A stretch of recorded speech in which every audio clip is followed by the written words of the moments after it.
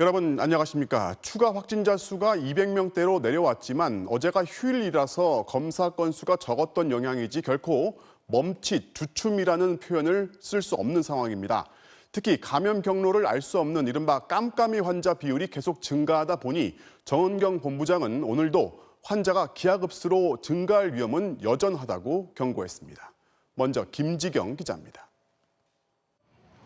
오늘 0시 기준 코로나19 신규 환자는 266명. 21일부터 300명대를 기록했던 신규 환자 수가 나흘 만에 200명대로 내려왔습니다. 하지만 방역당국은 상황이 나아진 게 아니라 주말엔 코로나19 검사가 줄기 때문이라고 설명했습니다. 실제로 지난주 평일에 비해 일요일인 어제는 코로나 검사가 8,400건 정도 적게 시행됐습니다. 기하급수적인 환자 증가, N차 전파, 한 사람이 감염 시기 동안에 접촉하는 사람의 숫자가 많게는 100명, 수백 명이 됩니다. 신규 확진자는 서울 97명, 경기 84명, 인천 20명 등 수도권에 200명 넘게 몰렸습니다. 하지만 제주와 대구만 환자 증가가 하루 멈췄을 뿐 15개 시도에서 모두 코로나 환자가 나와서 안심할 곳이 없다는 사실이 다시 확인됐습니다. 특히 걱정되는 건 추적도 방역도 어려운 깜깜이 환자들입니다. 지난 2주간 18.5%까지 급증했고 서울에선 이미 5 중 1명꼴을 넘어섰습니다. 감염 경로를 알 수 없는 환자 비율이 22.3% 정도 나왔습니다. 가능하면 빨리 무증상 깜깜이 환자를 찾아내고 상대적으로 코로나에 취약한 60대 이상 환자 비율이 30%를 넘어서면서 위중증 환자는 이제 32명으로까지 늘었습니다. 방역 당국은 이제 코로나가 우리 목전까지 다가왔다며 누구도 감염에서 자유롭지 않다고 밝혔습니다. MBC 뉴스 김지경입니다. 지금의 확산세가 얼마나 크고 오래 갈지 이번 주가 최대 고비이고 그래서 지금의 거리 두기가 미래를 결정할 거라는 게 방역당국의 확고한 입장입니다. 이 때문에 3단계 격상을 적극 검토하고 있다는 입장이지만 사실 고려해야 할 게 한두 가지가 아닙니다. 이어서 박종욱 기자가 보도합니다. 코로나 관련 모든 지표는 빠른 속도로 거리 두기 3단계 조건을 채워나가고 있습니다. 연일 200~300명대의 새 환자가 추가되면서 2주 평균 하루 확진자 수는 이제 162명, 기준치 100명을 훌쩍 넘어섰습니다. 가파르게 증가하고 있는 깜깜이 환자 비율은 추적하는 방식의 역학조사를 무력화하고 있고 감염 집단은 이제 30개 이상을 헤아립니다. 짧고 굵은 한방만이 감염의 고리를 끊을 수 있을 거란 진단에 대한감염학회는 3단계 격상을 촉구했고 최근 여론조사에서도 3단계로 올려야 한다는 응답이 많았습니다. 방역당국은 사실상 실무 준비에 돌입했습니다. 시기를 놓치지 않게끔 위험도에 대한 평가와 또 실행력을 높일 수 있는 방법 그리고 3단계 조치 시의 범위와 방법에 대해서 검토하고 다만 지난주 수요일 수도권에 완전한 2단계 조치를 취한 지 아직 일주일이 채 지나지 않아 아직 효과를 판단하기엔 이르다는 점. 무엇보다 정말 3단계 조치를 실행했을 때 우리 사회가 감당할 수 있는지를 좀 더 현실적으로 따져봐야 한다는 입장입니다. 식당에 큰 홀이 있다고 생각하면 그 큰 홀에 10명 미만만 식사를 제공을 하도록 할 것인지 엄청난 행정 인력들이 투입이 되어야 되는 그런 상황들입니다. 준비는 하되 가급적 그런 상황이 오지 않는 게 좋다는 것. 결국 휴일 변수 없이 2단계 거리두기 효과를 판단할 수 있는 이번 주 중반부터의 신규 확진자 수가 중요한 판단 기준이 될 걸로 보입니다. MBC 뉴스 박종욱입니다. 서울시가 실시한 사랑제일교회 관련 검사에서 양성률이 21.7%였습니다. 100명을 검사해서 20명 넘게 양성 판정이 나왔다는 건데 서울 지역 전체 양성률의 34배입니다. 왜 유독 이 교회 관련해서 양성 판정이 많은 건지 손영 기자가 취재했습니다. 사랑제일교회 관련 확진자는 34명이 새로 추가돼 모두 875명으로 늘었습니다.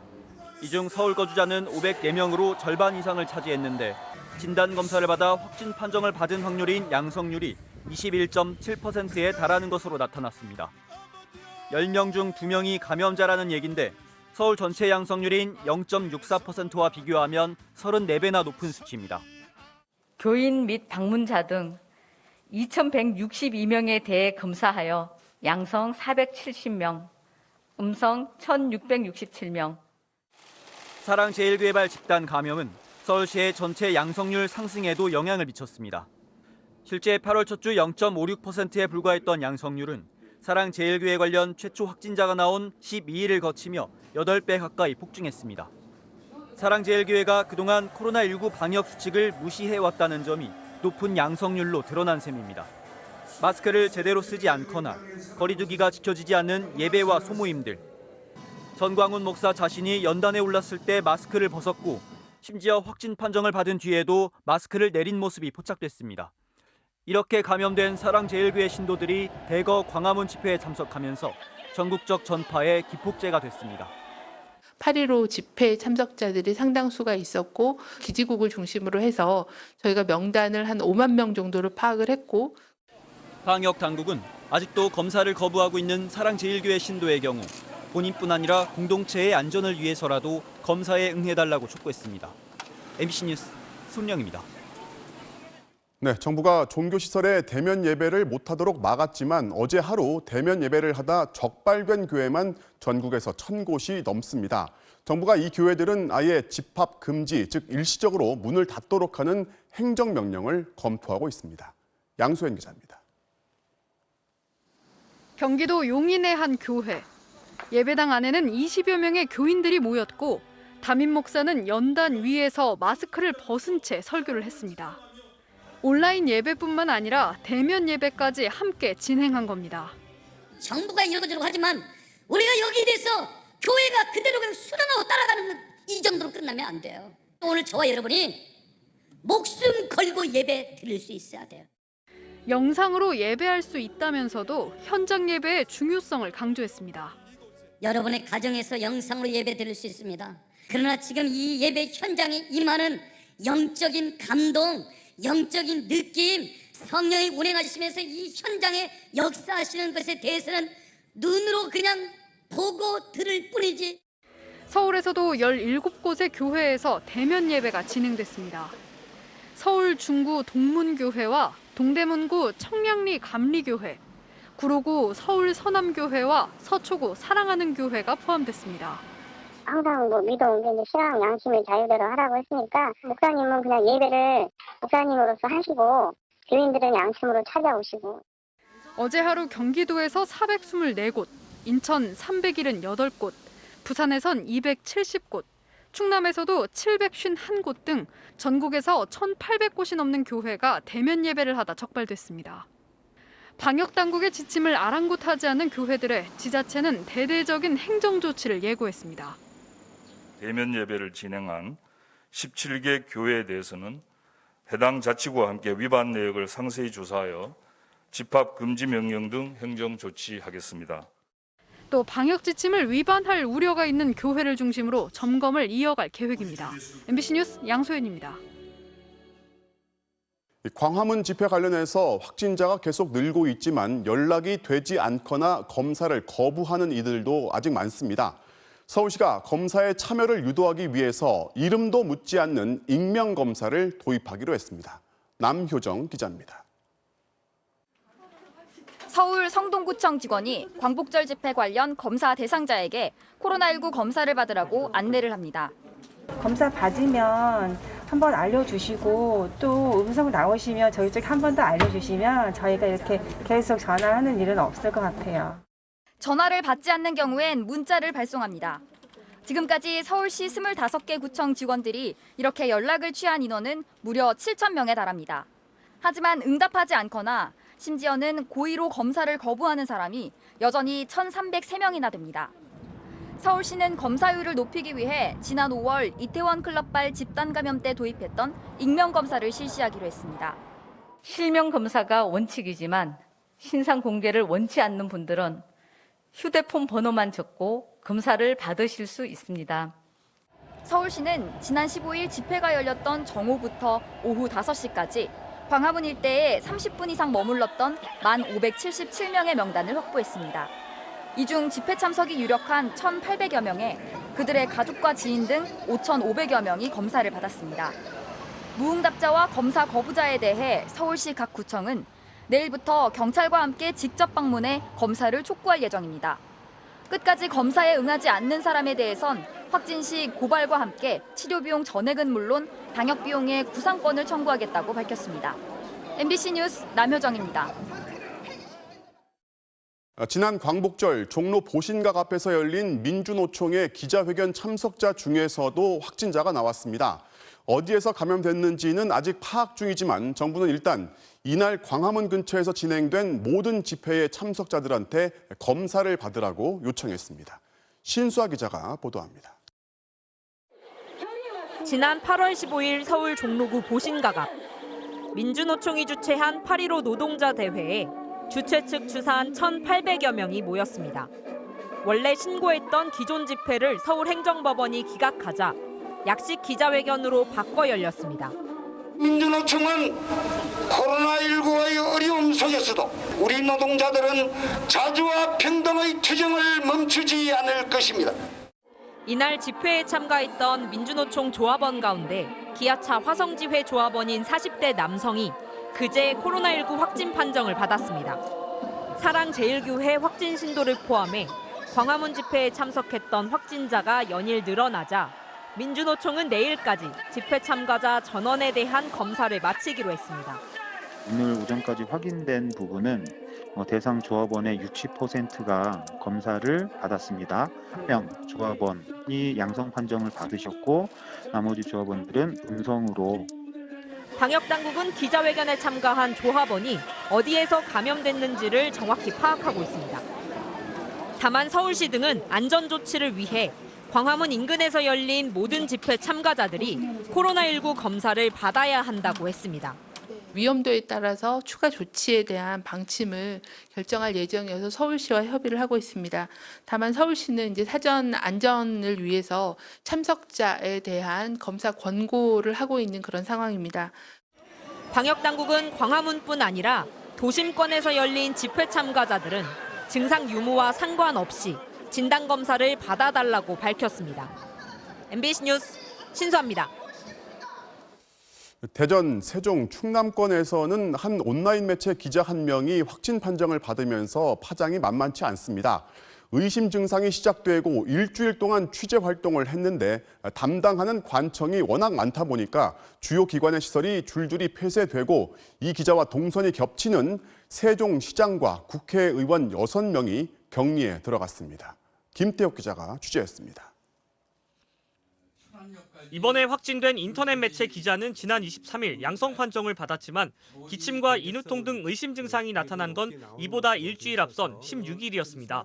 그런데 이 일주일 동안 이 기자는 취재 활동을 계속했습니다. 증상이 나오고 이틀 뒤인 지난 18일 대전시청 보건복지국장 간담회에 참석했고 대전시교육청 기자실에도 18일, 19일 이렇게 이틀 연속으로 출석했습니다. 이 기자는 현장 취재뿐 아니라 발행인과 편집인도 겸하고 있는 것으로 알려졌습니다. 이른바 초미니 매체이다 보니 담당하는 출입처가 많을 수밖에 없다는 뜻으로 지난 20일에는 세종시장이 직접 하는 브리핑에도 참석한 것으로 확인됐습니다. 파장은 걷잡을 수 없이 확산되고 있습니다. 지역 인터넷 매체 기자인 60대 여성이 확진 판정을 받으면서 확진자가 다녀간 대전시청과 시의회, 대전시 교육청 기자실이 한꺼번에 폐쇄됐습니다. 이뿐이 아닙니다. 세종시청 기자실이 폐쇄된 데 이어 세종시장은 자가격리에 들어갔습니다. 또 대전지방경찰청과 대전법원청사, 충남도청, 충남교육청, 그리고 자치구청의 기자실까지 유탄을 맞으며 줄줄이 폐쇄됐습니다. 게다가 이 기자는 대전의 한 정치 행사에도 방문했던 것으로 확인돼 여기에 참석한 이상민 등 여당 의원 6명이 자택대기에 들어가는 등 여파는 정치권으로까지 번지고 있습니다. MBC 뉴스 김태욱입니다. 네, 이렇게 정치권에서 검사받고 격리에 들어가는 의원들이 늘고 있습니다. 앞서 보신 대전을 비롯해서 광주, 인천 지역 행사에서 확진자가 발생하면서 여기에 참석했던 의원들도 줄줄이 검사를 받고 격리에 들어갔습니다. 조재현 기자가 취재했습니다. 방역당국으로부터 자가격리 통보를 받은 대전 지역 국회의원은 6명, 모두 더불어민주당 소속입니다. 이들 전원이 코로나19 검사를 받았고 해당 의원실 보좌진들은 재택근무 체제로 들어갔습니다. 얘기를 듣기 위해서 대정부 질문할 게 꼭 질문할 게 있었는데 그걸 못해서 너무 지금 좀 안타깝고 밀접 접촉자는 음성이 나왔어도 뭐 자가격리해야 되고. 이들 의원 대부분 격리에 들어가기 전에 국회에서 회의에 참여하고 라디오 방송에 출연하는 등 활발한 정치 활동을 했다는 점에서 정치권이 촉각을 곤두세우고 있습니다.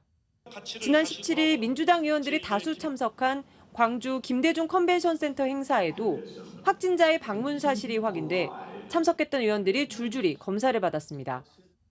직접 접촉은 아니고 비간접 접촉이라고 해서 저도 검진을 받은 상황입니다. 그래서 자가격리 중입니다. 인천에서 토론회에 갔다가 확진자와 간접 접촉한 민주당 의원 한 명도 2주간 자가격리에 들어갔습니다. 검사를 받은 의원 또는 의원실 관계자 가운데 확진자가 나왔다는 소식은 아직 없습니다. 이런 가운데 최영애 국가인권위원장도 오늘 오전 고열 증세로 코로나 검사를 받아 인권위 인사들과 접촉한 국회 관계자들에게는 즉시 신고하라는 공지가 내려졌습니다. 국회는 정기국회가 열리기 전까지 2주 동안 출입 인원을 최소화하겠다는 대책을 내놨습니다.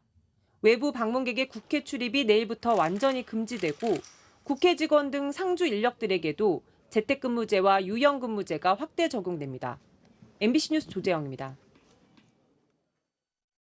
이런 가운데 환자들을 치료하는 의료진들도 잇따라 감염이 되면서 우려가 커지고 있습니다. 천안 순천향대병원에서는 지난 사흘 동안 10명의 확진자가 발생하면서 응급실 문을 닫았습니다. 갈수록 이렇게 환자는 늘고 병상은 줄어드는 상황에서 병원까지 폐쇄가 되면서 의료 현장이 혼란을 겪고 있습니다. 고병권 기자가 취재했습니다. 국가감염병 전문병원으로 지정된 천안 순천향대병원. 하루 종일 대기자로 붐볐던 선별진료소가 텅 비었습니다.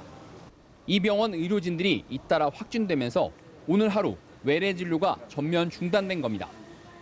응급 중환자실에서만 간호사 7명, 본관 내시경실 간호사 2명, 그리고 간호사의 가족 1명까지 지난 사흘 동안 모두 10명이 확진됐습니다. 확진자가 근무했던 이 병원 응급실입니다. 시설이 2주간 전면 폐쇄되면서 찾아오는 환자들을 일일이 돌려보내고 있습니다. 응급 중환자실은 의료진과 환자 20여 명과 함께 시설 전체를 봉쇄하는 코호트 격리 조치됐고 내시경실도 폐쇄됐습니다. 혹여라도 타 어떤 부서라든가 이런 데서 확진자가 발생했을 때는 병원 전체를 좀 폐쇄하는 것을 질병관리본부에서 권고한 사항입니다. 전남 순천의 한 재활병원에서도 출입자 발열 체크를 하던 파견 직원과 입원 환자까지 2명이 확진됐습니다. 이들과 접촉했던 의료진과 환자 등 150여 명은 모두 음성이 나왔지만 일부 환자와 의료진은 병원 시설과 함께 코호트, 즉 동일 집단 격리에 들어갔습니다. 전국적인 2차 대유행 이후 확진 환자를 치료할 수 있는 병상은 갈수록 줄어드는데 의료진 감염까지 잇따르면서 지난 주말 경남 마산의료원과 서울 아산병원도 일시 폐쇄됐습니다. 특히 의대 정원 확대에 반대하는 전공의들의 집단 행동까지 겹치면서 코로나19의 마지막 보류인 의료 현장은 삼중고를 겪고 있습니다. MBC 뉴스 고병관입니다. 서울과 인천의 시내버스 기사들도 잇따라 확진 판정을 받았는데요. 이 중에는 버스를 운전하던 중에 확진 소식을 듣고 도로 한복판에 차를 세운 경우도 있었습니다. 손하늘 기자가 취재했습니다. 인천 송도 공영차고지에 안내문이 붙었습니다. 이곳에서 출발하는 6-1번 버스를 운행하는 기사가 지난 20일 확진 판정을 받았습니다. 이 기사는 지난 19일 오후 집단 감염이 벌어진 인천의 한 교회를 방문했다가 당일 저녁 검사를 받았는데 다음 날 새벽 그대로 출근했습니다. 해당 기사는 아무런 증상이 없었고 자가격리 의무 대상도 아니어서 버스 회사 측에 검사 사실을 알리지 않고 그냥 출근을 했던 걸로 전해졌습니다. 그런데 정오 무렵 운전을 하다 보건소에 전화를 받고는 도로 한복판에 차를 멈춰 세웠습니다. 예, 통보를 받아서 그 즉시 버스를 세웠대요. 승객들 살짝 잠깐 하차시킨 다음에 버스 그 다음 버스가 이제 대리로 이제 들어온 거죠. 바로. 검사를 받으셨다는 말씀을. 아니요, 우리하고 상관이 없다고 말할 할 일이 없다고요. 아니 그거를. 아니에요, 우리하고. 서울에서도 지난 19일 의심 증상이 나타났던 6512번 시내버스 기사가 이튿날 검체 검사를 받고도 버스를 운행했습니다. 오후 2시쯤 출근해 구로동과 서울대를 3차례 왕복하고는 자정이 다 돼서 퇴근한 겁니다. 이 기사 역시 자가격리 의무 대상자로 통보받지는 않아 출근했던 걸로 전해졌습니다. 얘기를 운수회사에 아마 안 하시고 그냥 운전한 것 같아요. 들과 접촉한 동료들을 전수조사한 결과 6,512번과 5,618번 버스에서 2명의 확진자가 추가로 나왔습니다. 버스 정류장엔 이렇게 운행 축소를 알리는 안내문들이 붙어 있습니다. 이 버스가 서울 서남부 일대를 잇는 핵심 노선들이다 보니 주민들의 불안도 더 커져가고 있습니다. 안 타고 싶어요. 나오니까 집에만 있을 수 없잖아. 밖에 나와야 되는데 버스 왔는데. 서울시와 인천시는 버스 승객들에 대해선 코로나 검사를 할 계획이 없다고 밝혔습니다. 방역 당국은 CCTV 분석 결과 마스크와 차단벽으로 기사와 분리돼 있었기 때문에 검사 대상이 아니라고 설명했습니다. MBC 뉴스 손하늘입니다. 이미 고위험 시설로 분류되어 있는 방문 판매 업체에서도 뒤늦게 집단 감염이 확인됐습니다. 관악구의 한 업체에서 나흘 만에 25명의 확진자가 발생을 했는데요. 이런 방문 판매 업체의 경우에 눈으로 잘 드러나지 않다 보니까 수상한 사업 설명회 같은 건 일단 피하시는 게 좋겠습니다. 이학수 기자가 취재했습니다. 서울 관악구의 한 건물. 지난 13일 이곳 6층에선 사업 설명회가 열렸는데 참석자 가운데 코로나19 확진자가 5명이 쏟아졌습니다. 2차 전파도 빨랐습니다. 이들이 집에 돌아가 만난 가족과 지인 9명에다 지역사를 거치며 11명이 더 감염됐습니다. 빠른 전파 속도와 감염력에 방역당국은 급히 경보를 발령했습니다. 8월 10일에서 20일 사이 관악구 영인 MC빌딩 6층 무한그룹 방문자는 증상 유무에 관계없이 가까운 보건소 선별진료소에서 검사를 받도록. 무한그룹이란 이름을 내건 이 업체발 감염자는 전남, 경기, 인천, 부산 등 전국에 퍼져 있다는 것도 문제입니다. 전남 순천의 대형마트발 감염자 또한 이 업체와 연관된 게 밝혀진 겁니다. 업체가 주최하는 설명회에 8월 13일에 참석하신 것을 확인을 했고, 또 근데 이 같은 설명회를 다녀오신 분들 중에 추가적으로 확진자들이 확인되는 것이고요. 해당 업체는 방문 판매업을 내걸고 정수기 등을 판매한 것으로 알려졌습니다. 정수기도 있고 건강식 또 몇 가지가 있는데 각자 맞는 아이템을 가지고 비즈니스를 펼치는 거예요. 방역당국은 서울 강남 골드트레인 등 사업 설명회가 집단 감염으로 이어진 사례가 속출하고 있다며 다단계 업체와 가상화폐 관련 등 사업 설명회 주의를 당부했습니다. MBC 뉴스 이학수입니다. 오늘부터는 서울에서도 아니건 바뀌건 밥 먹을 때만 빼고는 마스크를 의무적으로 착용하게 됐습니다. 이번 주가 코로나 대유행의 분수령이 될 수 있다는 판단에 따른 특단의 조치였는데 과연 시민들은 어땠을지 이지수 기자가 둘러봤습니다. 오늘 낮 서울 강남역 거리. 오늘부터 착용이 의무화되면서 많은 시민들이 마스크를 착용했지만 턱에만 걸치거나 아예 쓰지 않은 모습도 눈에 띕니다. 편의점이나 화장품 매장 같은 실내에서도 손님이나 점원이 마스크를 안 쓴 모습이 종종 포착됐습니다. 음식점이나 커피숍에서는 마스크를 쓰지 않은 사람을 더 쉽게 볼 수 있었습니다. 서울시가 행정명령을 내리면서 음식물을 먹는 상황은 예외로 두기는 했지만 아예 벗어두는 시민들은 여전히 많았습니다. 언제부터 갖고 계셨습니까? 노점에서 일하는 상인들은 마스크 착용 의무의 취지에 대해선 공감하지만 고충도 있다고 털어놓습니다. 이 더운 여름에 이렇게 땡볕에서 이렇게 하는 그거를 잘 모르시죠. 또 야외에서 고된 일을 하거나 밖에서 흡연을 할 때도 바뀐 규정을 그대로 따르기는 쉽지 않다고 하소연합니다. 힘든 데는 안 하고 떨어진 데는 입구부터 체온 측정과 마스크 착용 여부를 점검하는 대형 쇼핑몰은 상황이 났습니다. 영화관도 마스크를 안 쓴 사람을 거의 찾아보기 힘듭니다. 마스크를 쓰지 않더라도 아직은 계도 기간이라 처벌을 받진 않습니다. 하지만 약 50일 뒤인 오는 10월 13일부터는 법이 시행되면서 최대 10만 원의 과태료가 부과될 수 있습니다. 서울시는 영화관과 공연장 등 12종의 다중이용시설에 대해서는 방역 수칙을 한 차례만 어겨도 2주간의 집합 금지 명령을 내리는 원 스트라이크 아웃 제도를 도입하고 점검에 들어갔습니다. 경기도도 경찰과 합동으로 다중 이용시설에서의 마스크 착용 실태를 점검하기 시작했습니다. MBC 뉴스 이지수입니다. 자, 이제 이렇게 하루 종일 마스크를 쓰고 있어야 하는 상황이 되면서 어떤 마스크를 써야 할지 고민하시는 분들도 많으시죠. 더운 날씨에도 불구하고 상대적으로 차단 효과가 좋은 KF 마스크를 다시 쓰는 분들도 많이 늘었습니다. 자, 그런데 어떤 마스크를 쓰느냐보다 어떻게 쓰는지가 더 중요하다고 하는데요. 김아영 기자가 자세히 설명해 드리겠습니다.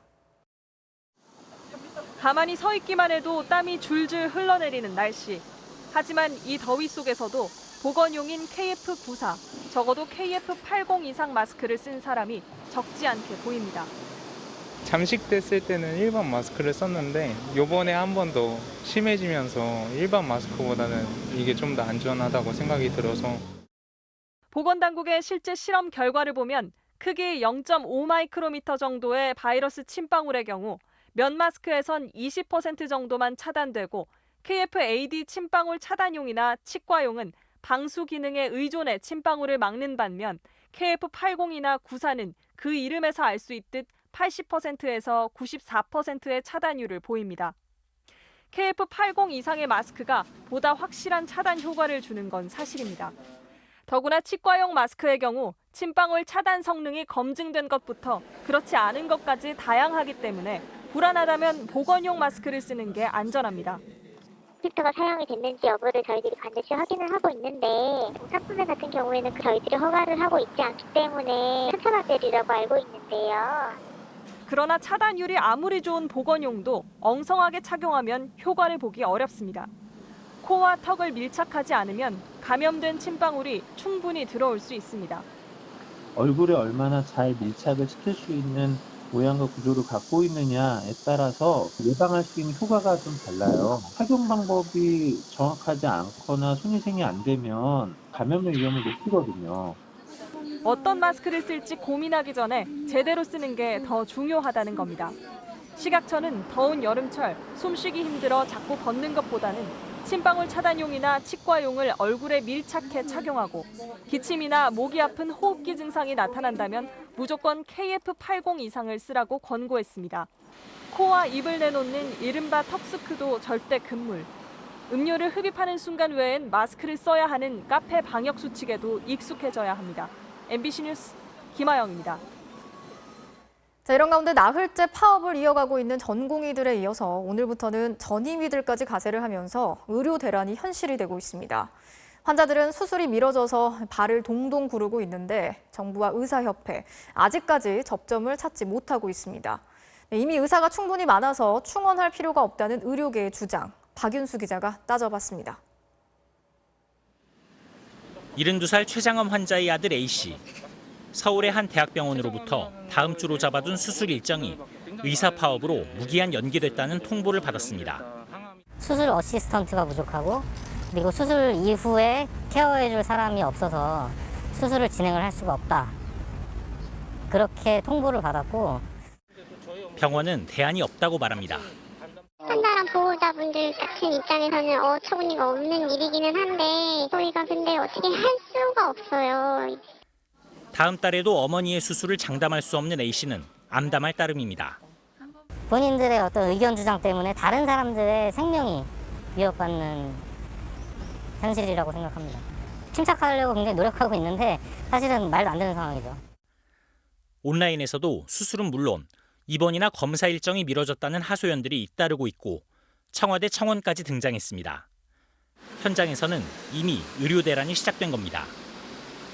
의사협회는 우리나라 연평균 의사 증가율이 OECD 평균보다 높아 의사 증원이 필요 없다는 입장이지만 인구 1000명당 의사 수는 OECD 평균에 못 미치고 있습니다.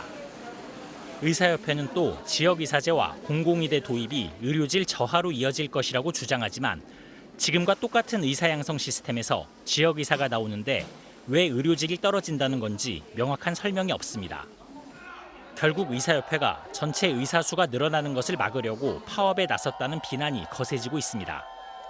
이런 가운데 국무총리와 의사협회가 만났지만 견해 차이를 좁히지 못했습니다. 인도주의 실천의사협의회는 성명을 통해 코로나19 위기 상황에 명분 없는 파업을 중단하라고 요구했습니다. MBC 뉴스 박윤수입니다. 지금 코로나19 확진 판정을 받은 신혜식 씨나 주옥순 씨 같은 극우 인사들, 병실에서도 매일 유튜브 방송을 하면서 가짜 뉴스를 퍼뜨리고 있습니다. 그런데 정작 역학조사에는 협조를 하지 않고 있어서 방역당국이 주 씨 등을 고발하기로 했습니다. 이 소식은 이유경 기자가 취재했습니다. 코로나19 확진 판정을 받은 뒤 입원한 병실에서 매일 생방송을 진행한 유튜브 채널 대표 신혜식 씨. 오늘은 방송을 통해 아침 메뉴에 대한 불만을 드러냈습니다. 이런 거 좀 별로입니다. 이거 별로예요. 샐러드 파스타, 듣도 보도 못한 이런 거 말고 다른 거.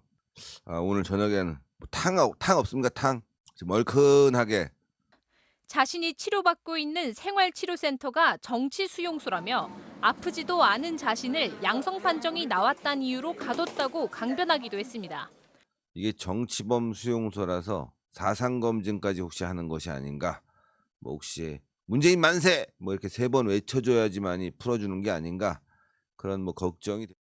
국민 세금으로 무상 치료를 받고 있지만 끊임없이 각종 제품 광고까지 하며 방송을 돈벌이에 활용합니다. 극우 인사 주옥순 씨는 병실 유튜브 방송에서 정광훈 목사에게 전화를 걸어 안부를 물었고, 목사님 건강은 어떠십니까? 약 먹고 해서 진도 많이 없어졌고 온도도 정상이고. 두 사람은 이번 코로나19 확산이 정부가 사회주의 국가를 만들려고 교회를 핍박하는 것이라고 주장을 폈습니다.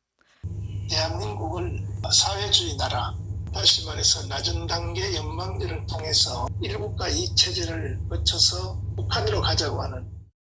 하지만 정작 주 씨와 주 씨의 남편은 보건소 역학조사엔 제대로 협조하지 않은 것으로 드러났습니다. 가평구는 주 씨 부부가 보건소 전화도 받지 않는 데다 본인 명의 휴대전화 번호를 허위로 말하고 동선도 속였다고 설명했습니다. 가평구는 주 씨 부부를 역학조사 방해죄로 고발하기로 했습니다. MBC 뉴스 이유경입니다. 폭우가 휩쓸고 간 지 얼마 되지 않았는데 이번엔 8호 태풍 바비가 빠르게 올라오고 있습니다. 제주도를 시작으로 모레부터는 전국이 태풍의 영향권에 들게 되는데요. 특히 지난해 엄청난 강풍을 몰고 왔던 태풍 링링보다 세력이 더 강할 것으로 보여서 대비를 단단히 하셔야겠습니다. 박선아 기자가 취재했습니다. 강풍의 건물 외벽이 차례로 떨어져 나가고 컨테이너가 마치 종이 상자처럼 굴러다닙니다. 지난해 한반도를 강타한 태풍 링링의 모습입니다. 현재 일본 오키나와 북서쪽 해상에 있는 제8호 태풍 바비는 서해상을 따라 북진하며 링링과 비슷한 경로를 보이고 있습니다. 바비는 이틀 뒤인 26일 오후 제주 서쪽을 지나 서해상으로 진입한 뒤 다음 날인 27일 오전 서울에 가장 근접할 것으로 보입니다. 특히 26일에는 중심 최대 풍속이 시속 162km가 넘는 강도 매우 강의 태풍으로 발달해 링링의 위력을 넘어설 걸로 예상됩니다. 태풍의 강도는 중심 부근의 최대 풍속에 따라 5단계로 분류되는데 강은 열차가 탈선할 수 있고 매우 강은 사람이 날아갈 정도의 강풍입니다. 태풍의 고비는 26일 오후부터 27일 오전 사이로 제주도와 전라 서해안에는 최고 시속 216km의 강풍이 예상됩니다. 제주도와 지리산 부근은 100에서 300mm, 제주도 산지엔 500mm 이상의 많은 비가 예보됐습니다. 축반에 우리나라가 속하게 되기 때문에 그 피해는 장담하기가 어려우며 태풍이 우리나라를 관통하는 경우보다 오히려 전 영역에 더 많은 비와 더 많은 강한 바람이 불 가능성이 있기 때문에 정부는 링링 때보다 태풍 피해가 클 수 있다고 보고 위기 경보 단계를 관심에서 주의로 상향 조정하고 중앙재난안전대책본부를 가동해 대응에 나섰습니다. MBC 뉴스 박선아입니다. 인천의 한 아파트에서 의식을 잃은 6살 여자아이가 병원으로 옮겨졌는데 결국 숨지는 일이 있었습니다. 응급처치 과정에서 온 몸에 멍자국이 발견됐고 경찰이 숨진 아이와 함께 지냈던 외삼촌을 긴급 체포했습니다. 임상재 기자가 취재했습니다. 구급대원들이 아파트 입구에서 바닥에 누워있는 6살 여자 어린이에게 심폐소생술을 합니다. 응급처치는 대학병원으로 옮겨지는 구급차 안에서도 계속됐지만 아이는 끝내 사망 판정을 받았습니다. 지난 22일 낮 4시쯤 아이와 함께 살던 외숙모는 아이가 의식을 잃었다고 119에 신고했습니다. 아이가 구토 쓰러졌다. 의식이 없다 이렇게 들었습니다. 그런데 소방대원은 응급처치를 하던 중 아이의 팔과 다리, 가슴 등 온몸에서 멍자국을 발견했습니다. 상처는 못 보고요. 막 심폐소생술 하는데 멍자국이 있더라고요. 아동학대를 의심한 소방당국은 구급차 안에서 급히 경찰에 신고를 했고 경찰은 어제 새벽 숨진 아이의 외삼촌을 아동학대 혐의로 긴급 체포했습니다. 아이는 당초 친엄마의 부탁으로 외할머니 댁에 맡겨졌다가 집안 사정으로 지난 4월부터는 다시 외삼촌 집으로 보내진 것으로 알려졌습니다. 외삼촌 집에선 비슷한 또래의 사촌 2명과 함께 살았습니다. 경찰 조사에서 외삼촌은 조카를 때린 적이 없다며 멍자국은 자신의 아이들과 놀다가 넘어지거나 부딪히면서 생긴 것이라고 주장한 것으로 전해졌습니다.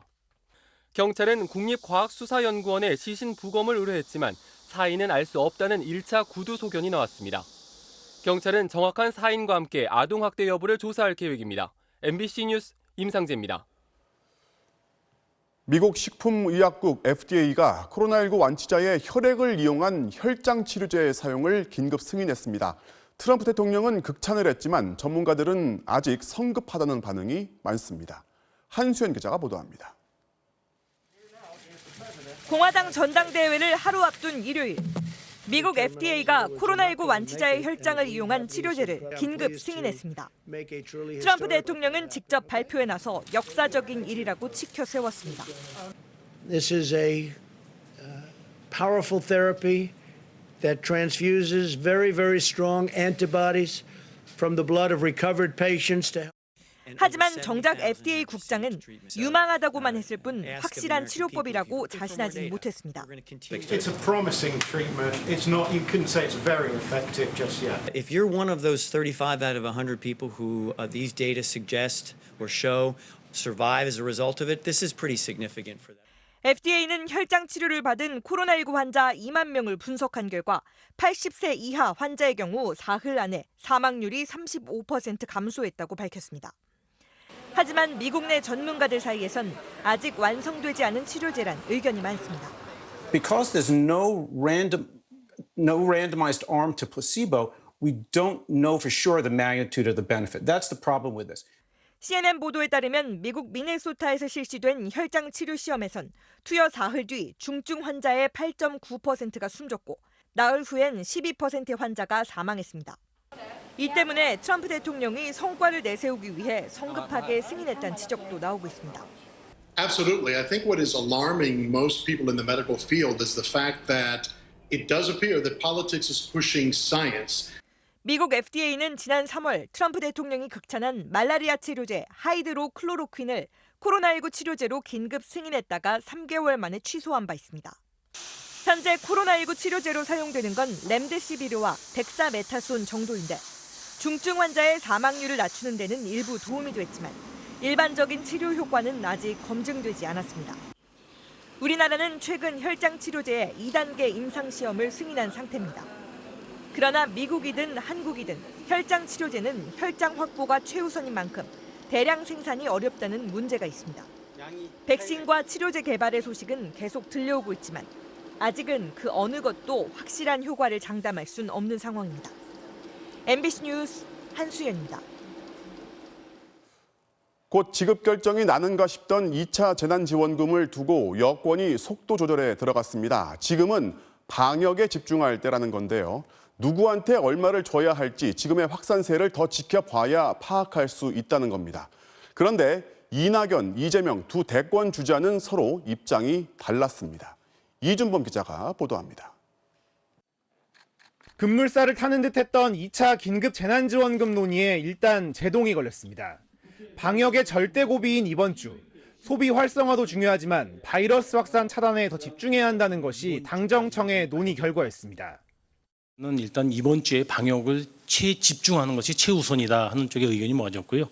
그는 방역 상황을 보고 판단할 사안이다 해서 논의가 깊게 이루어지는 않았고요. 홍남기 부총리는 2차 재난지원금을 주더라도 1차 때와는 다른 형태일 수밖에 없을 거라며 선별 지급에 무게를 실었습니다. 재원에 대해선 이제 더 이상 예산 구조조정은 어렵다며 100% 적자 국채를 발행해야 한다고 밝혔습니다. 이에 따라 여당 일각에서 나왔던 추석 전 지급은 사실상 어려워졌다는 분석이 나오는 가운데 여당 내부에선 지급 범위를 두고 선별과 보편 주장이 엇갈리고 있습니다. 이재명 경기지사는 선별지급론은 헌법상 평등 원칙을 위반하고 상위 소득자를 차별한다며 전국민 지급을 주장했지만 이낙연 당대표 후보는 어려운 분들을 더 두텁게 돕는 차등 지원이 맞다고 맞서 대권 주자들 의견부터 충돌했습니다. 미래통합당은 자영업자나 소상공인 등에 집중적으로 지급해야 한다며 전국민 지급에 대해 분명히 선을 그었습니다. 일률적으로 전 국민 상대로 해서 가구당 100만 원씩 주는 그런 식의 저희 2차 재난자금 지급은 내가 보기에 해소도 안 되고 불가능하다고 생각해. 당정청 내에선 이번 주말 선출되는 여당의 새 지도부가 논의를 주도해야 할 사안이라는 분위기가 우세해 구체적인 논의는 다음 주 이후 본격화될 전망입니다. MBC 뉴스 이준범입니다.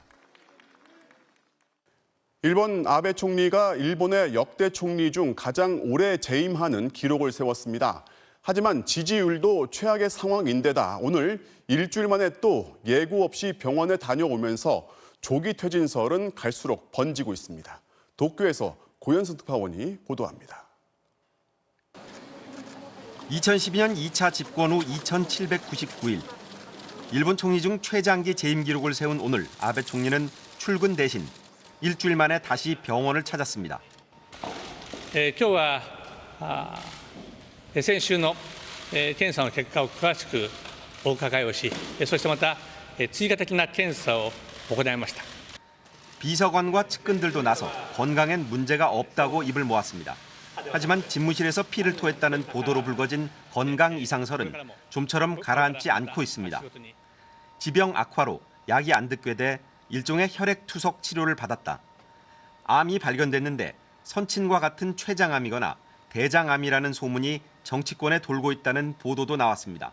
실제 지난 15일 전몰자 추도식에선 비틀거리는 모습을 보였고 휴가를 마치고 돌아온 19일부터 줄곧 오후에 출근했습니다. 당초 예정됐던 27일 최장기 재임 축하 만찬도 취소됐습니다. 건강 문제 때문으로 보이지만 그게 아니더라도 대놓고 축하할 분위기는 아닙니다. 최장수 총리라는 것 외에 기록할 만한 성과를 내지 못하고 있기 때문입니다. 집권 기간 중 가장 공을 들였던 아베노믹스는 코로나19 여파로 올 들어 최악의 역성장을 기록했고 부흥을 기치로 내건 올림픽마저 연기됐습니다. 일생일대의 목표라던 평화헌법 개정도 어려운 상황입니다. 오늘 최장수 총리가 된 아베의 업적을 묻는 질문도 나왔는데 그는 아무 답도 하지 않았습니다.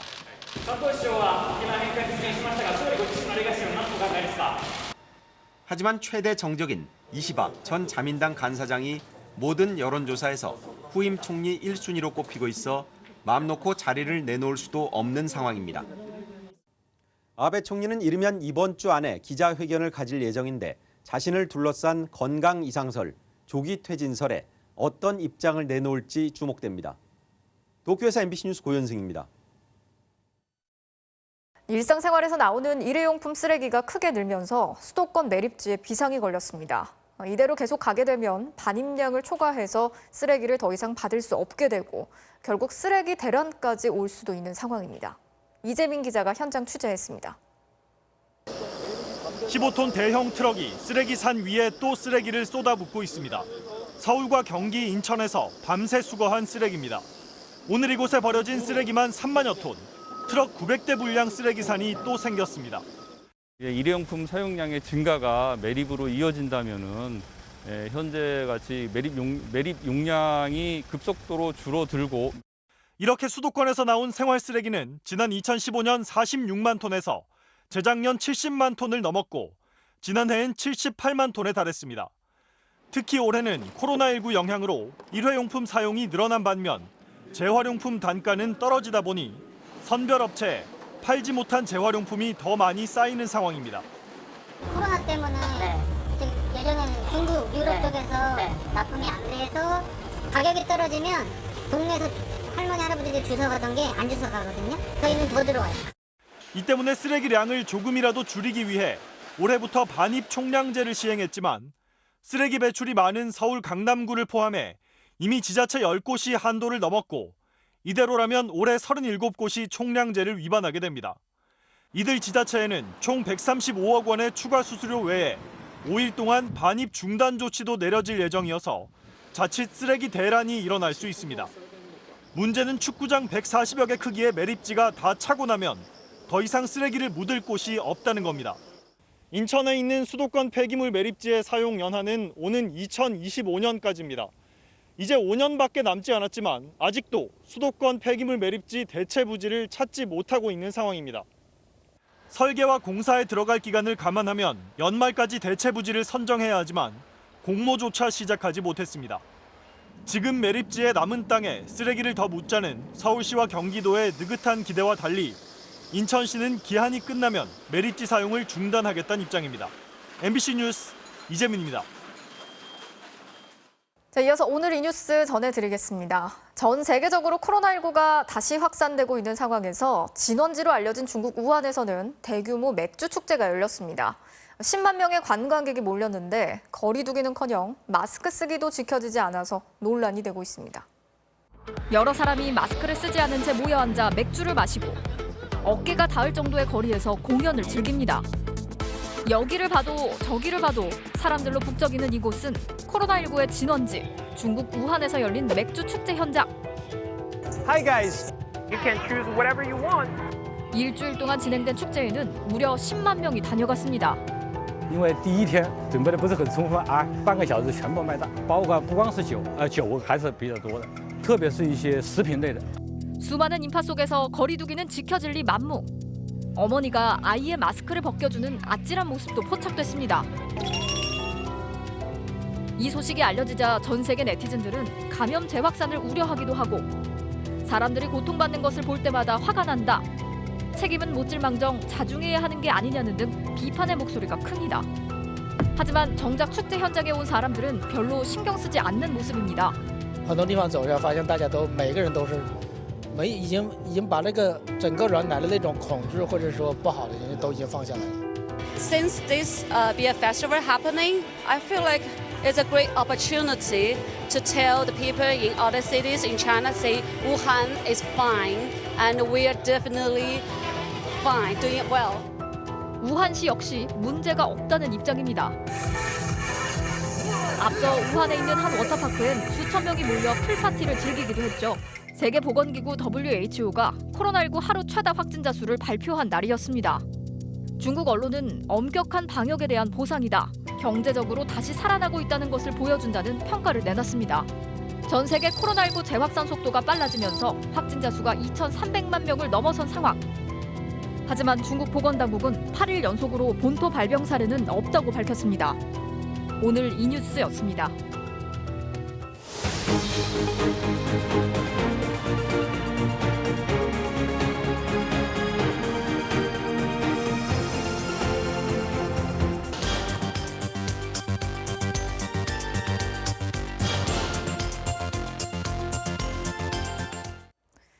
의사협회 파업 강행과 관련해서 그동안 말을 아꼈던 문재인 대통령이 처음으로 입장을 밝혔습니다.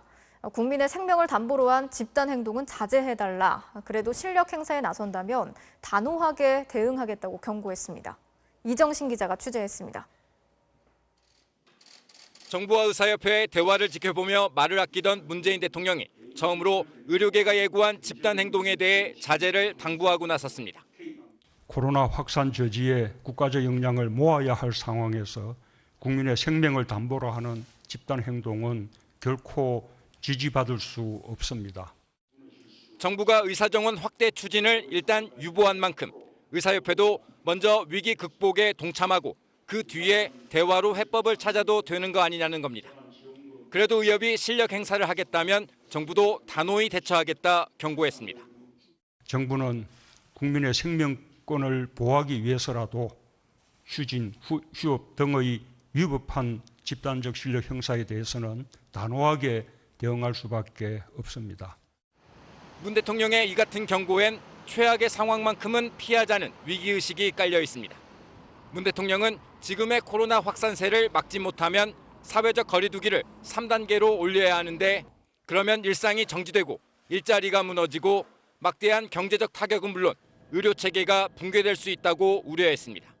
그래서 3단계 격상을 결코 쉽게 말할 수 있는 선택이 아니라고까지 표현했습니다. 사랑제일교회 측의 방역 방해나 가짜뉴스 유포를 반사회적 범죄라며 평소 화법과 달리 엄정한 공권력 행사를 거듭 강조한 것도 이런 이유 때문입니다. 문 대통령은 대면 예배를 강행하는 일부 교회를 겨냥해선 대면 예배를 금지하는 건 어디서든 하나님을 바라보라는 뜻이란 안중덕 센터교회 목사의 글을 자신의 SNS 계정에 공유하기도 했습니다. 문 대통령은 지난주 천주교에 이어 기독교계 지도자들도 조만간 청와대로 초청해 방역 협조를 구할 예정입니다. MBC 뉴스 이정신입니다. 신천지 때도 결국 코로나를 이겨냈는데 이번에도 잡히지 않겠냐라고 쉽게 생각할 수 있지만 그때와는 또 다른 변수가 있습니다. 기존의 코로나 바이러스에서 변이가 된 GH형 코로나가 이번 유행을 주도하고 있기 때문인데요. 그때보다 전파 속도가 20% 정도 빨라졌고 전파력도 6배나 높아졌다고 합니다. 김윤미 기자의 설명 들어보시죠. 4월 말 5월 초 황금 연휴를 계기로 불거졌던 서울 이태원 클럽발 집단 감염. 시작은 클럽이었지만 이후 노래방과 학원, 물류센터를 거치며 감염자는 꼬리에 꼬리를 물고 이어졌습니다. 한 번 시작된 감염의 고리는 6차, 7차까지 이어지는 경우도 많았습니다. 이전 대구 신천지 대유행 때보다 연쇄 감염의 확산이 빠르고 넓었습니다. 전문가들은 원인을 바이러스 변이에서 찾았습니다. 신천지 때만 해도 중국 우한발 S형이나 V형이었던 바이러스가 이태원 클럽 이후론 미국 유럽형 GH로 완전히 바뀌었다는 겁니다. 이때부터 GH형 코로나 바이러스는 전파를 거듭해 나가면서 지금의 대규모 확산까지 주도하는 대세로 자리 잡았습니다. 이번 수도권 유행은 지난 신천지 유행과 달리 바이러스의 전파력이 높은 GH형일 가능성이 큽니다. 문제는 이 GH형 바이러스가 이전 형태보다 여러 가지 측면에서 강하다는 점입니다. 우선 GH형 바이러스는 변이 전의 바이러스보다 사람 세포를 평균 6배는 더 잘 감염시키는 걸로 미국 연구진 실험에서 확인됐습니다. 3만 명의 유전자를 분석한 연구에선 GH형으로 바뀐 이후 감염 속도가 20% 빨라졌습니다. 사람과 사람 사이의 감염력이 높다는 것, 결국에는 전파 속도가 높다는 것을 의미를 하고 연쇄 감염을 만들어질 여지가 충분히 있어 보입니다. 최근 들어 무증상 감염자가 급격히 늘어 바이러스 고리의 추적이 뚝뚝 끊기는 것도 GH형의 변이 때문인 걸로 관측되고 있습니다. 결국 날이 갈수록 교묘해지는 바이러스의 공격 앞에 가장 안전하고 확실한 대응은 마스크 쓰기와 손 씻기 같은 개인 방역이라는 점이 재확인됐습니다. MBC 뉴스 김윤미입니다. 4년 전 서울 남부지검의 김홍영 검사가 부장검사의 괴롭힘에 시달리다 스스로 생을 마감했습니다. 이후 해당 부장검사를 해임하는 것으로 사건은 마무리됐습니다. 그런데 이미 김 검사의 죽음이 발생하기 한 달 전 남부지검이 자체 감찰을 진행했던 것으로 확인됐습니다. 김 검사를 괴롭히고 있던 조직 내 문제가 뭔지 조직은 알고 있었다는 건데요. 이 감찰은 오히려 부장검사를 감싸면서 조심하라는 주의만 주는 것으로 결론났습니다. 이 감찰이 되레 젊은 검사를 죽음으로 내몬 건 아닌지 먼저 감찰 보고서의 내용을 윤수환 기자가 단독 보도합니다. 2016년 5월 19일 서울 남부지검 형사이부 김홍영 검사가 극단적 선택을 했습니다. 33살이던 2년차 초임 검사는 행복하고 싶다, 살고 싶다는 유서를 남겼습니다. 하루 평균 16시간 넘는 살인적 업무, 무엇보다 상관의 지속적인 괴롭힘에 시달렸음이 그의 휴대전화와 동료들의 증언으로 드러났습니다. 그 고통 속에서 매일매일을 지옥처럼 보낸 애를 생각하면 정말 피를 토하고 싶습니다. 우리 애는 억울하게 갔지만 2달 뒤에야 시작된 대검찰청의 감찰. 직속 상관이던 김대현 부장검사의 폭행과 폭언은 확인된 것만 17건이나 됐습니다. 김홍영 검사뿐 아니라 여러 부하 직원들이 피해를 호소했습니다. 이렇게 후배 검사와 직원들 사이에 악명이 높았지만 수년째 방치됐고 김홍영 검사가 세상을 등진 뒤에야 김 부장은 해임 조치됐습니다. 고인을 비롯한 소속 검사나 직원들이 대상자의 반복적인 폭언과 인격 모독적 은행에 몹시 괴로워했던 점 등에 비추어 그런데 서울 남부지검은 김웅영 검사의 사망 직전까지 김 부장의 문제를 파악하고 내부 감찰까지 진행했던 걸로 MBC 취재 결과 확인됐습니다. 당시 김진모 지검장과 조상철 차장검사의 대검 감찰 진술서. 두 사람 모두 김 검사가 숨지기 불과 한 달 전 김 부장에 대한 감찰팀 보고를 받았다고 답합니다. 이 당시에도 김 부장은 예약한 식당이 마음에 들지 않는다고 김웅영 검사를 질책하거나 일처리 등을 지적하며 등과 어깨를 여러 차례 때렸습니다. 하지만 남부지검의 감찰 보고서는 현실과 한참 동떨어져 있었습니다. 김 부장 검사의 성격상 친근감을 표현하기 위한 언행이 직원들에게 오해를 일으킬 소지가 있지만 검사들은 편하게 받아들이는 경향이고 최근 부드러워진 경향이 뚜렷이 나타난다며 감싸기까지 했습니다. 결국 김진모 지검장과 조상철 차장검사 모두 감찰을 전후해 회식 자리 등에서 김 부장에게 언행을 조심하라, 부하들에게 칭찬을 하라 정도의 주의만 줬습니다. 왜 이런 감찰밖에 이루어지지 못했는지, 왜 김웅영 검사의 어떤 극단적 선택을 막지 못했는지에 대해서 따져 물어야 되는 게 아닌가라고. 당시 남부지검에 근무했던 한 검찰 관계자는 내부 감찰에 한계가 있어 김 부장 검사의 구체적인 가혹행위를 파악하기 어려웠다며 큰 책임을 느끼지만 현실적으로 더 강력한 조치를 취하긴 어려웠다고 털어놨습니다. 김웅영 검사는 부임 이후 휴가를 단 하루도 못 쓴 채 과로에 시달리며 극단적 선택으로 내몰렸지만 검찰 조직은 무심했습니다. 김 검사의 유족은 주의와 보호 의무를 소홀히 했다며 국가를 상대로 손해배상 청구 소송을 진행 중입니다.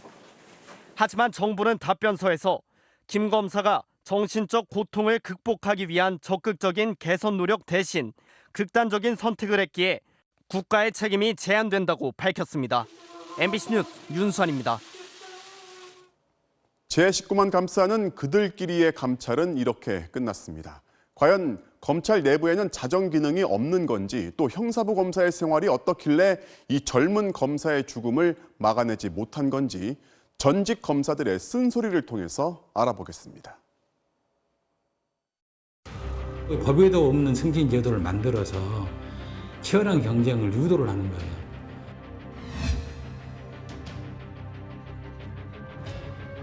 그럼 월말이 되면 이제 부장이 월말 비제 몇 건까지 할 거니, 장기 비제 몇 건까지 다 정리할 거니, 맨날 이래요. 진짜 영업사원 같아요.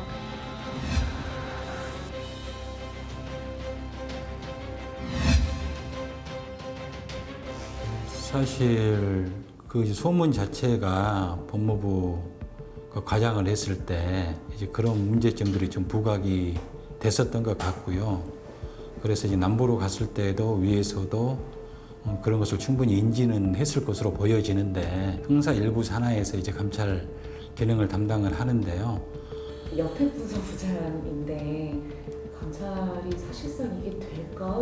그것도 그렇죠. 사실 이게 일반 평검사도 아니고 이제 부장검사급인데, 이런 문제 생겼을 때 청 내부가 아니라 다이렉트로 얘기를 할 수 있고 그 신분이 보호될 수 있고 이런 거는, 그런 루트는 만들어줘야죠. 제일 적게 받았을 때가 180건 정도고 많이 받으면 200건 좀 넘게. 정말 내가 화장실을 갈 수 있는 건가 이런 생각을 하면서 일을 한다 하더라도 야근을 해야 되는 거죠. 이제 형사부에서 가장 중요하게 생각하는 것이 이제 미제 관리거든요. 기본적으로는 3개월을 초과해서는 안 돼요. 3개월 초가 되면 초록색, 4개월 초가 되면 빨간색으로 바뀌어요.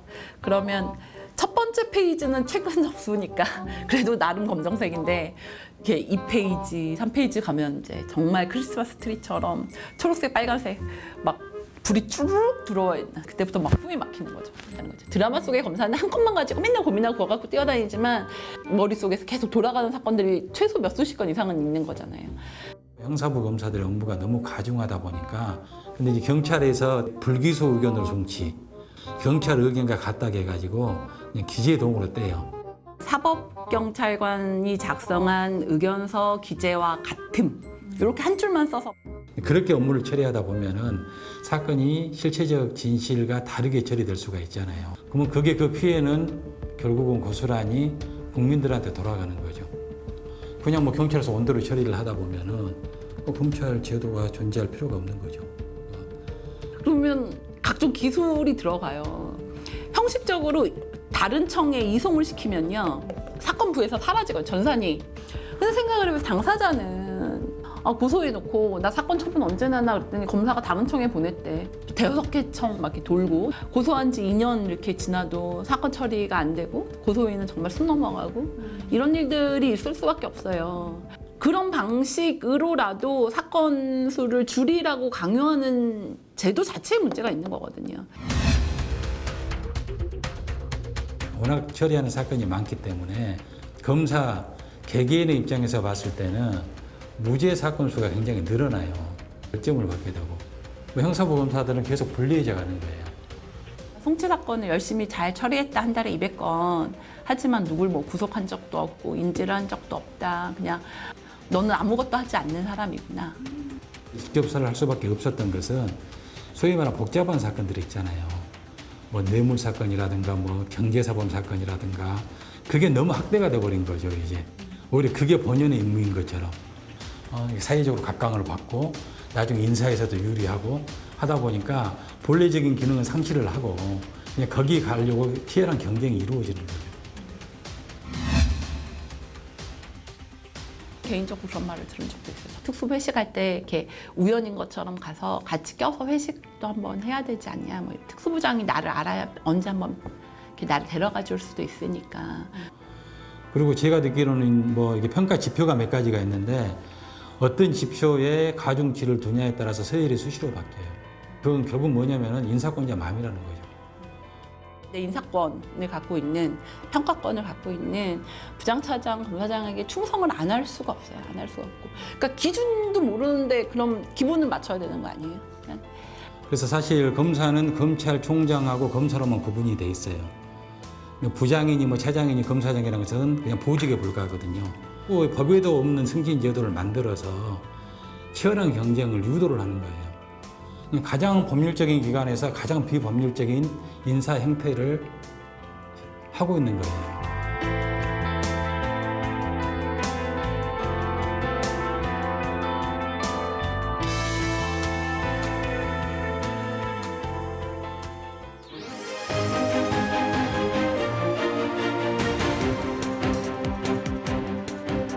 정치적 참견 시점, 오늘도 정치팀 박영회 기자 나와 있습니다. 첫 번째 소식 보겠습니다. 네. 공무원 임금 깎아라, 과연 현실성은인데 지금 2차 재난지원금 얘기가 계속 나오고 있는데 네. 자, 그 재원을 두고서 누군가 이제 공무원들의 임금을 깎아서 마련하자 이런 주장을 한 거예요. 맞습니다. 범여권 정당인 시대전환의 비례대표 조정훈 의원의 아이디어였는데 네. 여당 내에서는 찬반이 좀 엇갈렸습니다. 발언들 들어보시죠. 네. 가장 첫 번째로 공무원들의 임금 삭감을 제안합니다. 공무원과 공공기관 정치권은 부끄럽고 죄송하게도 코로나로 인해서 월급이 1도 주지 않았습니다. 전 국민적인 이 조금씩 양보를 해나가면서 이 상황을 극복하자는 그 방안에 대해서는 틀린 방안이라고 하기 힘들다고 봅니다. 사기를 꺾는 일처럼 느껴져요. 공무원들만 허리띠를 졸라매라 요구하는 것은 좋은 방안이라고 생각합니다. 네, 정치권 밖에서는 이재용 전 소카 대표가 소득 수준이 높지 않은 하위직 공무원보다는 여전히 고소득인 기업인과 건물주 같은 사람들 세금 많이 내게 하는 게 우선 아니겠느냐라고 비판을 했고요. SNS에서도 논란이 이어졌습니다. 자, 정부는 일단은 지금 뭐 방역이 먼저이고 재난지원금은 좀 나중에 얘기하자 이렇게 일단 숨고르기를 하고 있는데 네. 실제로 지급을 한다고 하더라도 공무원들 임금 깎아서 주지는 않겠죠. 네, 가능성 거의 없어 보입니다. 오늘 국회에 나왔던 홍남기 경제부총리의 설명 계속해서 들어보시죠. 네. 인건비의 대부분을 차지하는 하위직 공무원, 100만 공무원에 대한 생각이 좀 하나 고려가 돼야 될 게 하나 있고요. 이미 8월 말이기 때문에 남아있는 달수가 4달인데 아마 준비하는데 한 달 치면 재원이 제가 보기에 그렇게 많이 나오지 않을 것 같아서 네, 공무원들 월급 깎아봐야 현실적으로 거의 도움이 안 된다는 얘기입니다. 네. 아니 그런데 그러면 국회의원들 너희 세비나 먼저 깎아라라는 말이 나올 법한데요. 그렇죠. 민주당 같은 경우는 세비 절반을 석 달치를 이미 반납을 했고요. 통합당 같은 경우는 30%씩 6개월 지금 반납이 진행되고 있습니다. 네, 다음 소식 볼까요? 코로나 재확산, 정부 탓 대 집회 탓인데 지금 코로나 재확산 국면을 두고서 여야가 뭐 정치 책임 공방을 계속하고 있어요. 맞습니다. 먼저 포문을 연 건 통합당입니다. 네. 정부가 너무 빨리 긴장을 풀었다는 건데 그 발언들 들어보시죠. 네.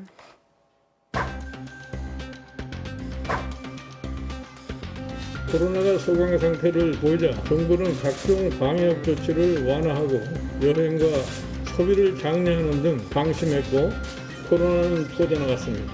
EU 여하를 불문하고 정부의 책임입니다. 임시 공휴일을 지정하고 외식 쿠폰을 발행하면서 마치 코로나가 곧 종식될 듯한 그런 잘못된 인식을 국민들에게 심어준 책임이 크다고 아니할 수 없습니다. 네, 지난주에는 통합당이 정은경 질병관리본부장을 만나서 상황을 있는 그대로 국민들에게 전해달라 정치권에서 방화벽을 쳐드리겠다고 약속을 했습니다. 그러니까 정권은 공격을 하지만 이 방역 현장은 도와주겠다. 방역에 야당이 발목을 잡고 있다는 시각을 벗어나려 한 것으로 보입니다. 네, 반면에 이제 여당은 이제 광복절날 보수 진영 집회에 이제 통합당의 책임이 있다 이렇게 주장하고 있는 거잖아요. 네, 민주당은 그 집회에 통합당도 일정 부분 책임이 있다고 반격을 하고 있는데 네. 그 반격도 계속 들어보시죠. 네.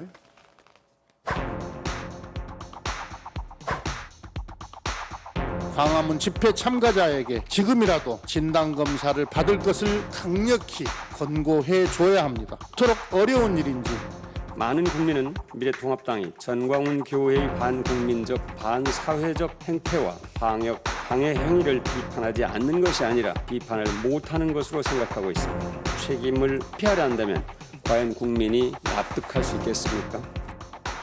코로나19 사태가 장기화되고 피해가 커지면 커질수록 정치권 여야 모두 민심, 여론의 추이에 민감할 수밖에 없다 보니까 네. 서로 상대에게 책임이 있다고 손가락질하는 이 책임 공방도 계속해서 이어지는 모습입니다. 네, 오늘은 여기까지 듣겠습니다. 지금까지 박영회 기자였습니다.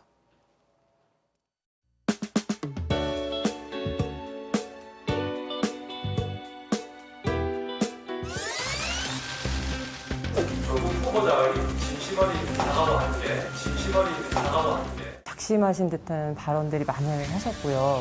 부모의 그런 사회적 지위가 자녀의 학력과 소득으로 대물림되는 그런 구조는 우리 기성세대가 어떻게든 완화하기 위한 그런 노력과 역할을 반드시 해야 된다고 생각을 하고요. 또 다른 사람은 몰라도 저는 대변해야 되겠다고.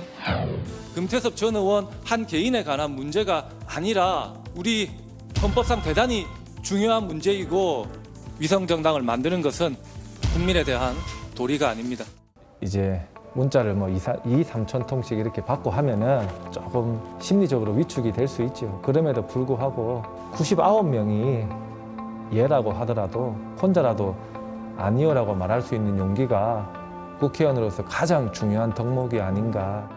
에 대해서 스스로 점수를 주신다면 한 70점 정도? 예. 더불어민주당이 176석의 압도적 다수당인데요. 그럴수록 더더욱 우리 당내의 소수 의견이 굉장히 중요하다고 생각합니다. 채택이 되든 되지 않든 다양한 의견이 좀 존중되는 그런 당내 문화가 만들어지면 당에도 도움이 되고.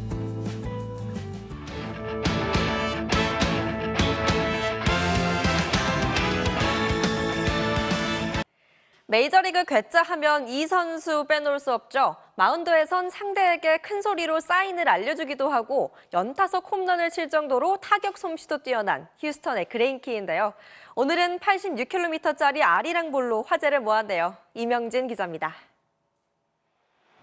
딱 봐도 느린 공이 스트라이크로 들어갑니다. Oh, 54. What? That was awesome. 느려도 너무 느린 시속 86km짜리 공.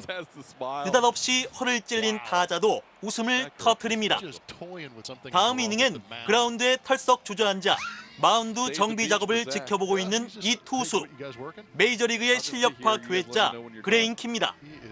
얼마 전엔 포수와 소통이 잘 되지 않자 큰 소리로 사인을 전달하는가 하면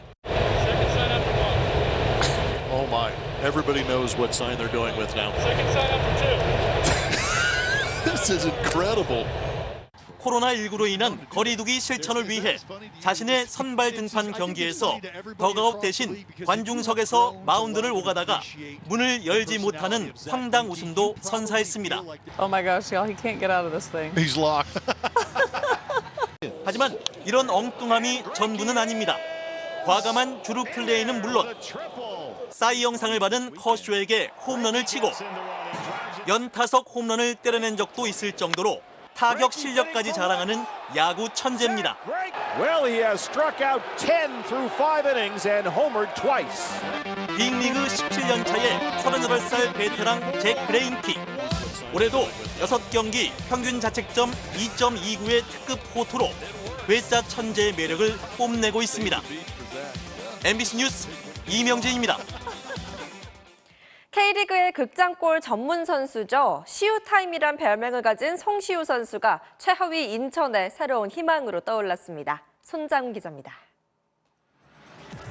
교체 투입 13분 만에 화려한 개인기로 결승골을 터뜨린 뒤 시계 세리머니를 펼쳤던 송시우. 송시우! 최하위 인천의 2연승을 이끌며 생존왕의 부활을 알렸습니다.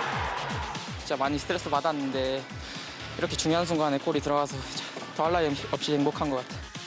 2016년 인천에서 데뷔해 주로 후반 조커로 투입된 송시우는 데뷔골과 2호골, 3호골을 모두 후반 추가 시간 극장골로 기록해 시우타임이란 별명을 얻었습니다. 지금까지 통산 16골 중 8골을 후반 40분 이후에 터뜨렸을 정도입니다. 상대팀 수비수들이 많이 지쳐 있어서 조금 더 공격적으로 플레이하고 저한테 주어진 시간이 짧아서 찬스가 많이 날 거라고는 생각 안 하고 하나 났을 때 무조건 집중해서 넣어야 된다라고 생각을 하고 군 제대 후 부진이 길어지면서 이른바 시우타임은 오지 않았지만 11위 수원과의 강등권 전쟁에서 인생 최고의 골로 반등의 계기를 마련했습니다. 아무래도 좀 데뷔골이 기억에 많이 남는다고 말씀을 드렸었는데 이번 경기 골도 그거 못지않게 진짜 많이 기억에 남을 것 같아요. 여전히 순위표 맨 아래 머물러 있는 인천. 시우타임의 부활과 함께 특유의 잔류 본능도 조금씩 깨어나고 있습니다. MBC 뉴스 손장훈입니다. 여자 골프 올해 첫 메이저 대회에서 세계 랭킹 304위의 무명 골퍼가 눈물의 우승을 차지했습니다. 이명노 기자입니다. 사실상 우승을 확정지은 퍼팅. 마지막 우승 퍼트를 앞두고 꾹 참았던 눈물이 왈칵 쏟아집니다. 세계 랭킹 304위 포포프의 생애 첫 우승. 세계 랭킹 도입 이후 가장 낮은 순위의 메이저 대회 챔피언입니다. 그저 남의 일만 같았던 우승 축하 세례. 트로피를 들어올리며 또 한 번 벅찬 감정을 주체하지 못했습니다. 2015년 LPGA에 데뷔해 주로 2부 투어만 전전했던 무명 골퍼 포포프. 3주전 대회에선 동료 선수의 캐디를 맡았고 2주전 대회에선 주요 선수들의 불참으로 출전권을 얻었지만 캐디도 없이 직접 카트를 끌어야 했습니다. 그러다 오늘 거짓말 같은 우승으로 지난 5년간 받은 상금의 6배를 거머쥐었고 희귀병을 이겨낸 사실까지 알려져 감동을 더했습니다. A lot of struggles that I went through the last 6 years, especially health-wise, and I'm just glad I was able to overcome everything. And MBC 뉴스 이명노입니다. 메이저리그 홈런 1위 타티스 주니어의 엄청난 수비입니다. 공격과 수비 정말 못하는 게 없네요. 월요일 밤 스포츠 뉴스였습니다.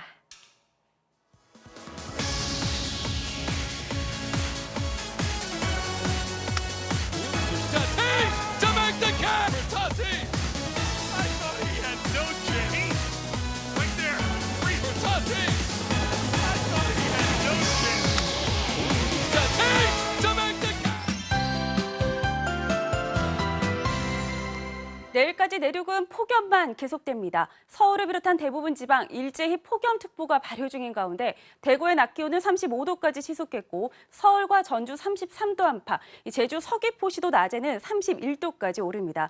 하지만 제주도는 당장 내일 밤부터 태풍의 직접 영향권에 들겠습니다. 현재 태풍 바비는 일본 오키나와 북서쪽 해상에서 매우 느리게 이동하며 강하게 발달 중입니다. 태풍의 지금 강도는 중심 부근에서 시속 115km, 초속 32m의 강풍이 부는 중급이지만 밤 사이에는 더 강하게 세력을 키우겠습니다. 특히 태풍의 영향을 가장 강하게 받는 수요일과 목요일 사이 강도가 매우 강함에 달할 전망입니다. 수요일 오후에는 제주 서쪽을 지나 서해상으로 진입을 하겠고 서울에 가장 근접하는 시간은 목요일 아침 시간대가 되겠습니다. 이 슈퍼컴퓨터가 예측한 바람 예측도를 보시죠. 이 태풍이 몰고 오는 강력한 바람은 내일 밤 제주도부터 영향을 주겠고 우리나라 전역이 태풍의 위험 반원인 오른쪽에 들기 때문에 바람은 전국적으로 강할 텐데요. 특히 이동 경로와 가까운 서해안에서는 순간적으로 시속 200km가 넘는 돌풍이 몰아치겠습니다. 태풍이 오기 전 미리 대비하시는 게 좋겠습니다. 날씨였습니다. 8월 24일 뉴스데스크를 마칩니다. 오늘도 함께해 주신 여러분 고맙습니다.